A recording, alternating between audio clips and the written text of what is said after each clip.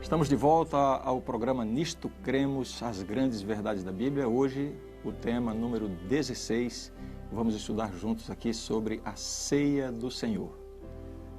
Um artigo da revista National Geographic provê uma interessante ilustração do amor de Deus por nós.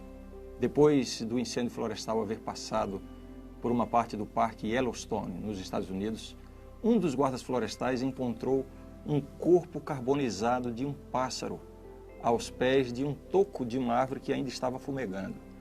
Ao mexer e virar o pássaro carbonizado com uma vara, 3 filhotinhos saíram correndo de debaixo das asas da mãe, agora já morta, carbonizada. Havia ali, bem pertinho, os restos de um ninho queimado pela metade, o que revelou o resto da história. Aparentemente, quando o fogo se espalhou pela árvore, o ninho que se queimou pela metade despencou lá de cima e a mãe passarinho cobriu os seus filhotes com as asas a fim de protegê-los do fogo. E assim ela morreu carbonizada, mas conseguiu salvar os filhotes. Que linda história de amor essa! A palavra de Deus revela que Jesus fez algo semelhante em favor de cada um de nós. A morte de Jesus, de braços abertos, nos dá essa imagem de Deus provendo a salvação para os seus filhos, ainda que isso lhe custasse a própria vida. Foi através do seu sacrifício que Jesus proporcionou esse livramento para cada um de nós. A morte de Cristo na cruz ocupa o lugar central do grande conflito cósmico entre o bem e o mal. Tudo no plano da redenção e na Bíblia só faz sentido à luz do significado da cruz. É por isso que o Novo Testamento nos orienta a relembrar o sacrifício de Jesus por nós através da cerimônia da Santa Ceia. Esta cerimônia, a Ceia do Senhor, também chamada de Santa Ceia, é o tema do nosso estudo de hoje.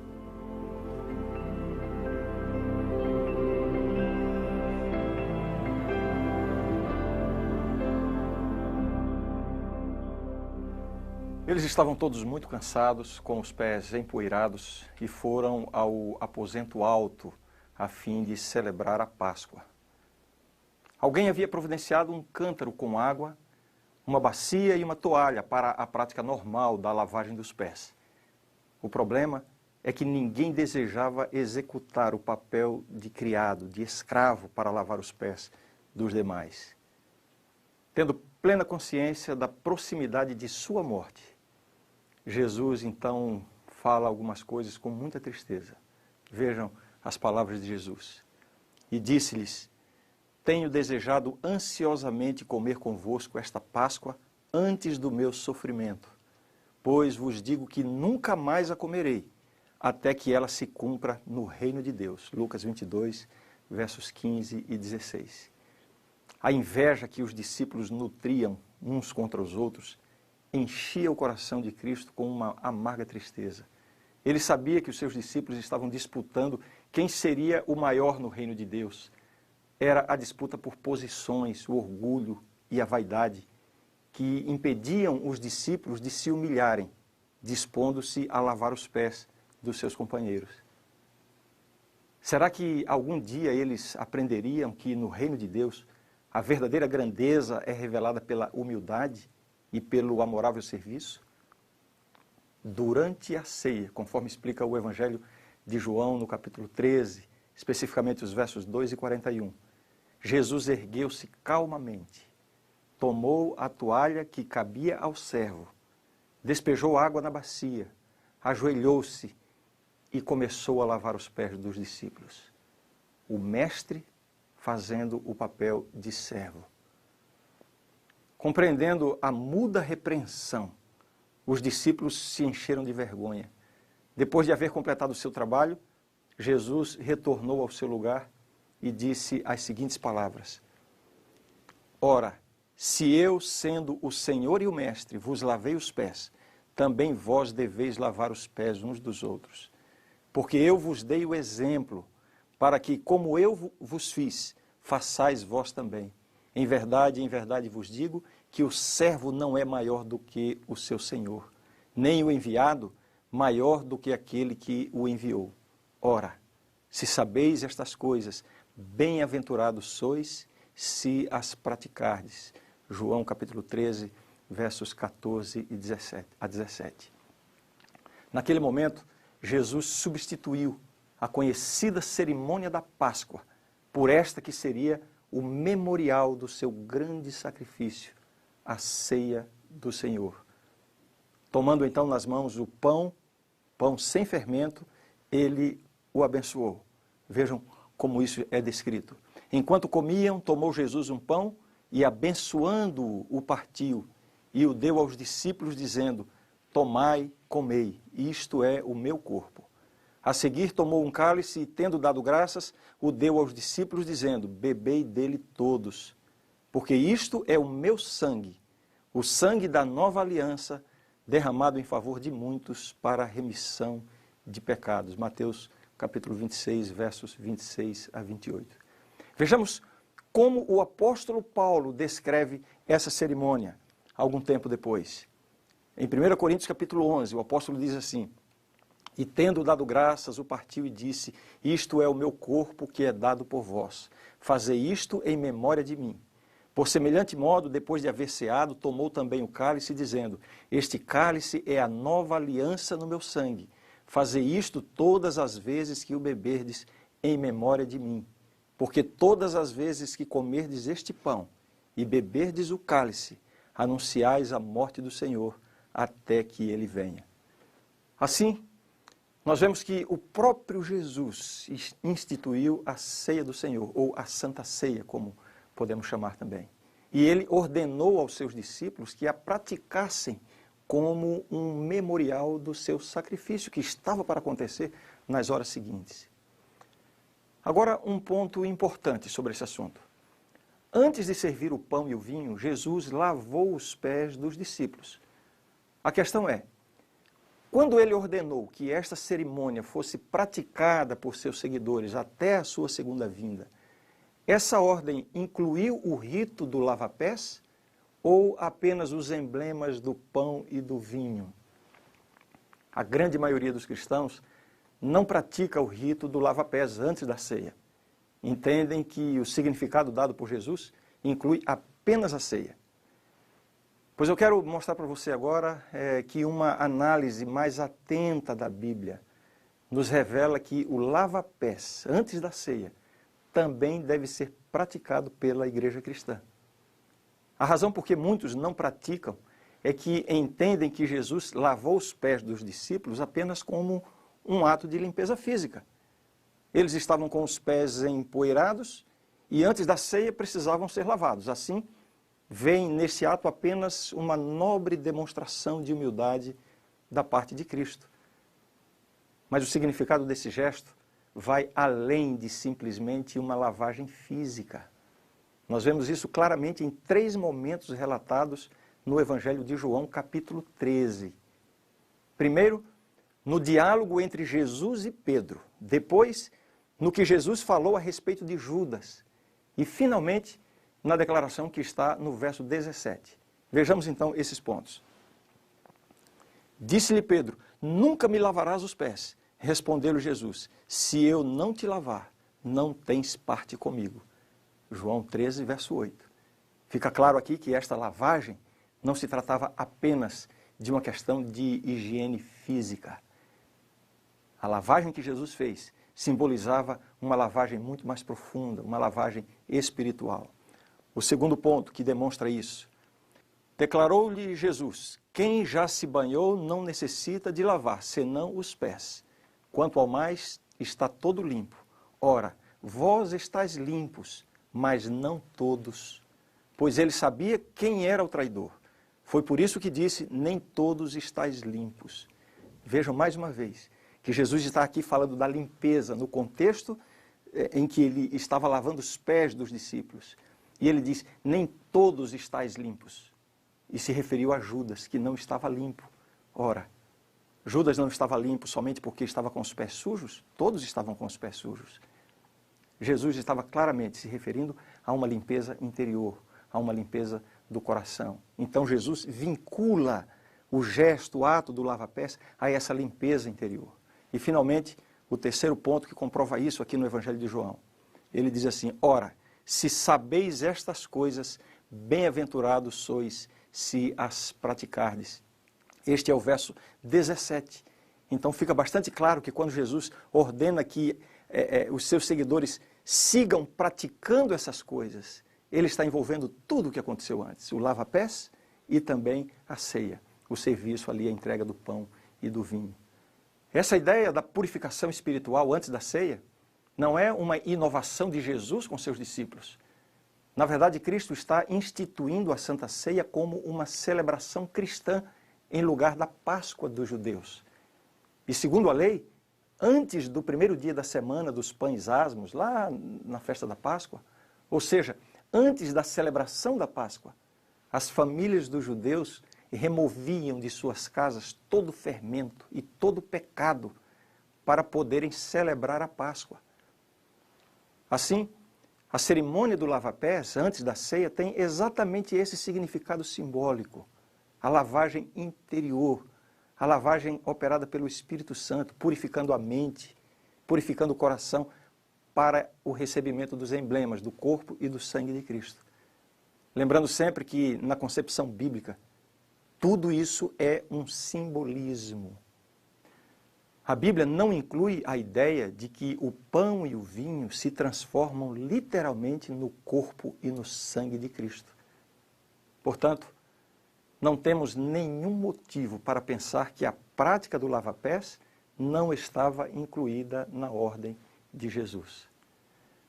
Agora vamos para um outro tópico.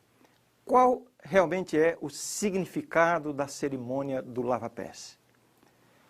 O rito do lava-pés é um memorial da humilhação experimentada por Cristo em sua encarnação e em sua vida de serviço.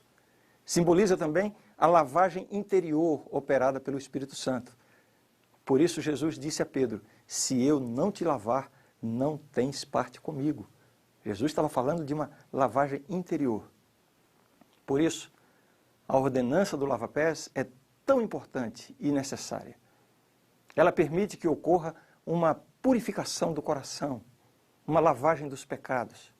Por isso, Jesus ordenou naquela mesma ocasião o seguinte: ora, se eu, sendo o Senhor e o Mestre, vos lavei os pés, também vós deveis lavar os pés uns dos outros. João 13, verso 14. Que bonito, não? É isso que representa essa cerimônia do lava-pés. Um simbolismo da humildade, um simbolismo da purificação interior. Vejamos agora o significado da Santa Ceia, quando Jesus serviu ali os emblemas do seu corpo e do seu sangue, através do pão e do vinho. Como eu já havia mencionado anteriormente, a Ceia do Senhor ocupou o lugar da Páscoa praticada no Antigo Testamento. É uma cerimônia bonita, solene, com um significado todo especial e fundamental para a vida do cristão no seu preparo para o reino dos céus. 3 aspectos que demonstram esse significado da Santa Ceia são os seguintes. Em primeiro lugar, eu quero destacar o aspecto significativo da libertação do pecado. Assim como o festival da Páscoa no Antigo Testamento comemorava a libertação de Israel da escravidão egípcia, da mesma forma, a Ceia do Senhor comemora a libertação do Egito espiritual, a escravidão do pecado.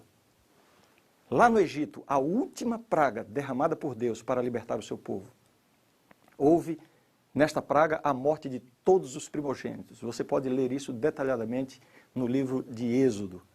A única forma de estar protegido contra aquela mortandade que iria visitar todas as casas, a única forma de se proteger contra isso era seguir a orientação dada por Deus.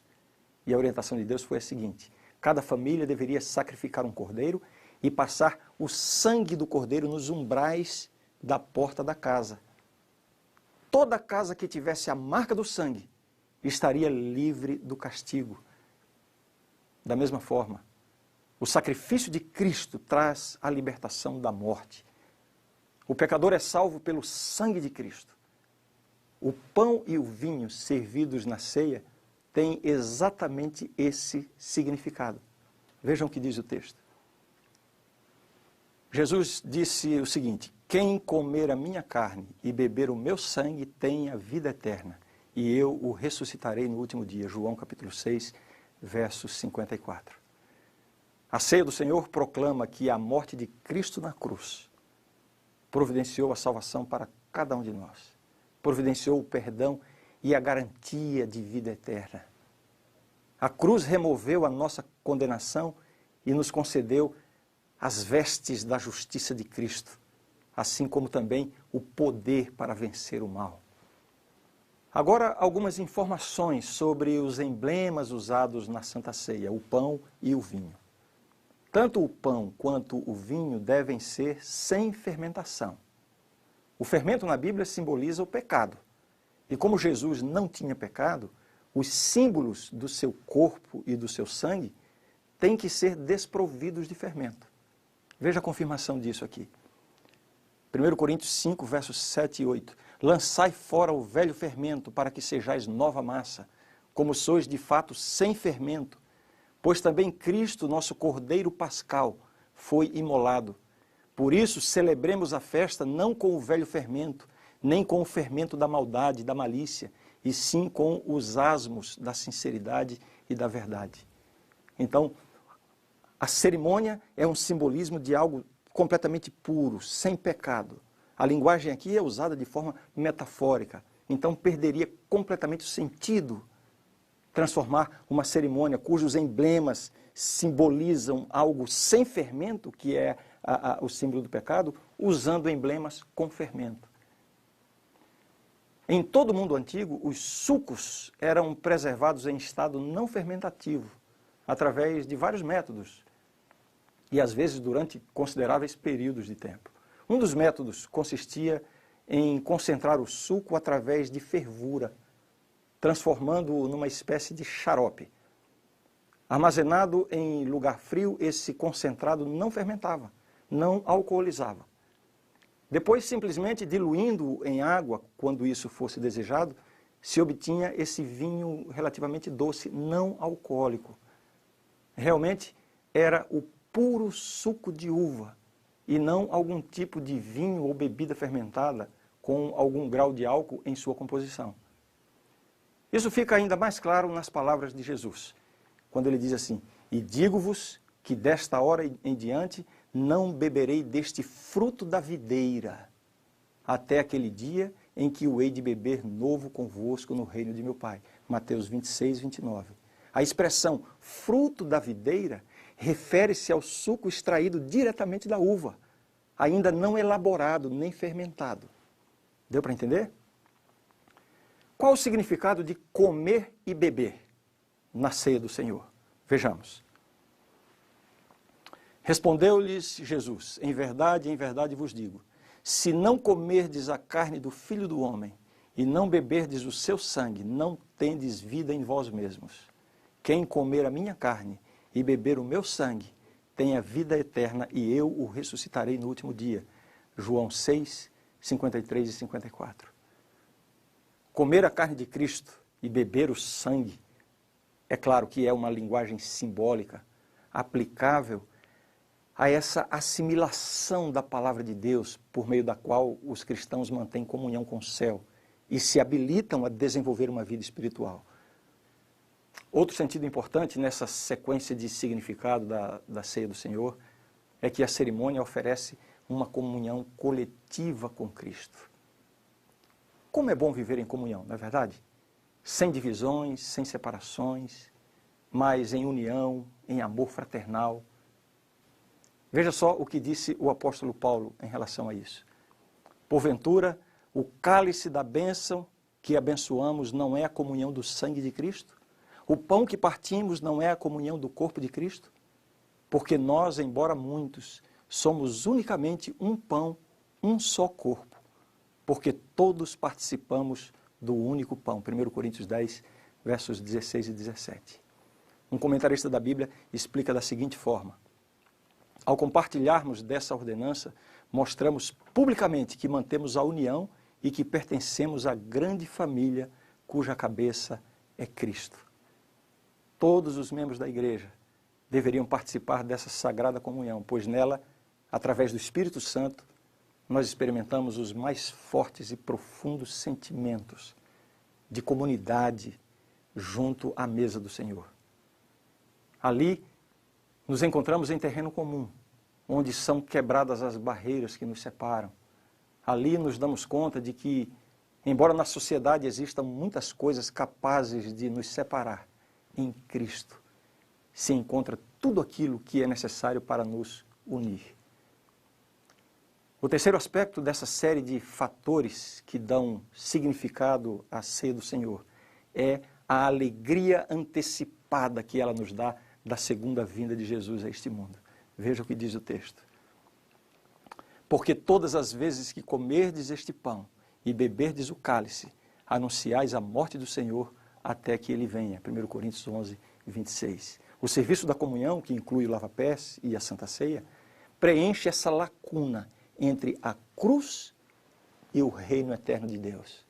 Une o que já aconteceu com o que ainda irá acontecer. Vejam esse texto. E digo-vos que desta hora em diante não beberei deste fruto da videira até aquele dia em que o hei de beber novo convosco no reino de meu Pai. Palavras de Jesus no Evangelho de São Mateus. Uma lacuna. Aquela primeira ceia dirigida ali pelo próprio Jesus. E ele depois anuncia uma ceia no reino de Deus. E nesse intervalo nós seguimos praticando. Essas são palavras proféticas. Apontam para a celebração futura da ceia da comunhão no reino eterno de Cristo. Mais um texto para esclarecer o assunto. Então me falou o anjo, diz João lá no Apocalipse, escreve, bem-aventurados aqueles que são chamados à ceia das bodas do Cordeiro. E acrescentou, são estas as verdadeiras palavras de Deus. O texto está anunciando uma ceia lá no reino de Deus, já prenunciada por Jesus. Finalmente, eu quero comentar sobre um texto bem polêmico a respeito da cerimônia da comunhão. Esse texto tem gerado muitas discussões e até certa confusão na compreensão daquilo que a Bíblia realmente está querendo dizer através desse texto. Vamos ler o texto. Por isso, aquele que comer o pão ou beber o cálice do Senhor indignamente será réu do corpo e do sangue do Senhor. Examine-se, pois, o homem a si mesmo, e assim coma do pão e beba do cálice. Pois quem come e bebe sem discernir o corpo, come e bebe juízo para si. 1 Coríntios 11, 27 a 29. A palavra juízo aqui também pode significar condenação. Esse texto aqui, às vezes, deixa algumas pessoas com medo de participar da ceia.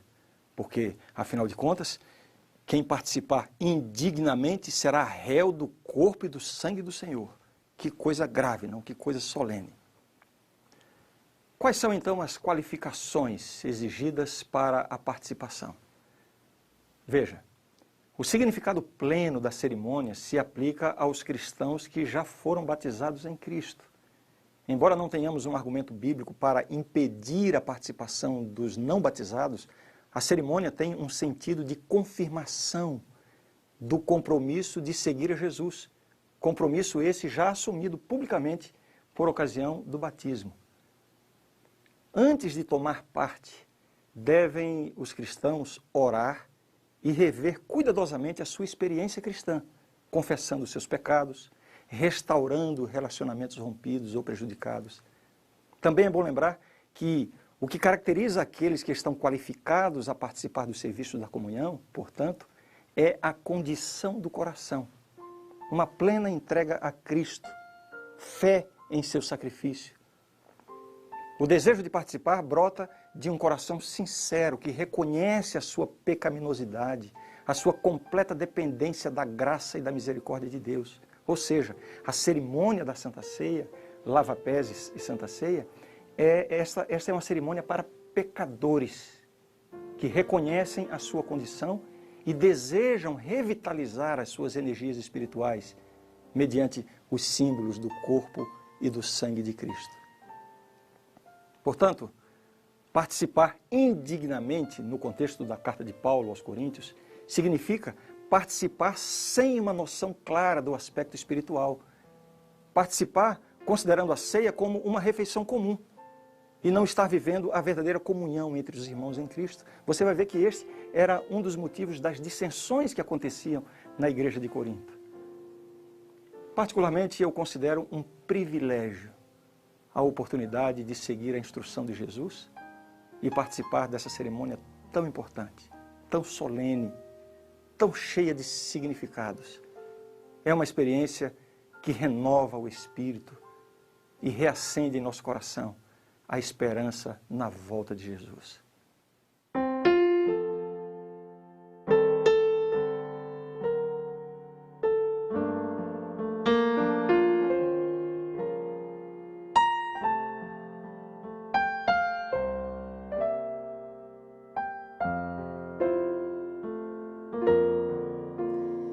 Rude cruz se erigiu, dela o dia fugiu, em sinal de vergonha e dor. Mas eu amo essa cruz sobre a qual meu Jesus deu a vida por mim, pecador. Sim, eu amo a mensagem da cruz. Até morrer eu a vou proclamar.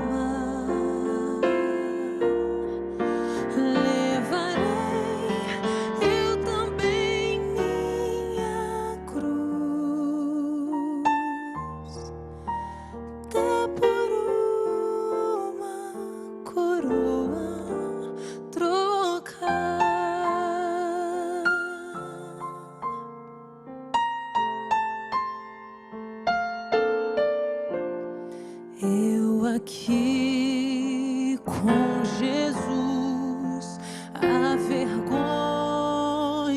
da cruz, quero sempre levar e sofrer. Ele vem me buscar e com ele no lar uma parte da glória hei de ter.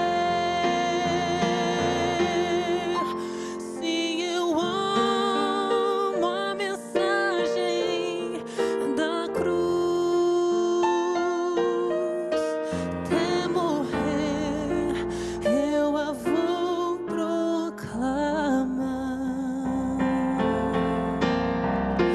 Levarei eu também minha cruz,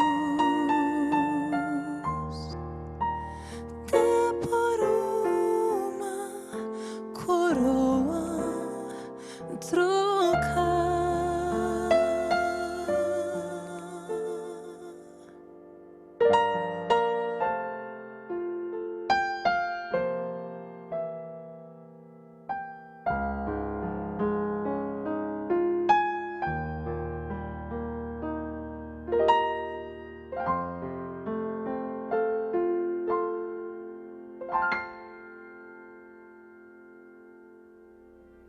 A grande verdade do estudo de hoje é esta: a ceia do Senhor é uma participação nos emblemas do corpo e do sangue de Jesus, como expressão de fé nele, nosso Senhor e Salvador. A preparação envolve o exame de consciência, o arrependimento e a confissão. O mestre instituiu a cerimônia do lava-pés para representar renovada purificação, para expressar a disposição de servir um ao outro em humildade semelhante à de Cristo e para unir nossos corações em amor. Esta é a verdade e eu creio nisto. Na próxima lição estudaremos sobre os dons e ministérios espirituais. O que a Bíblia ensina sobre o dom de profecia, o dom de línguas e tantos outros dons. Até lá!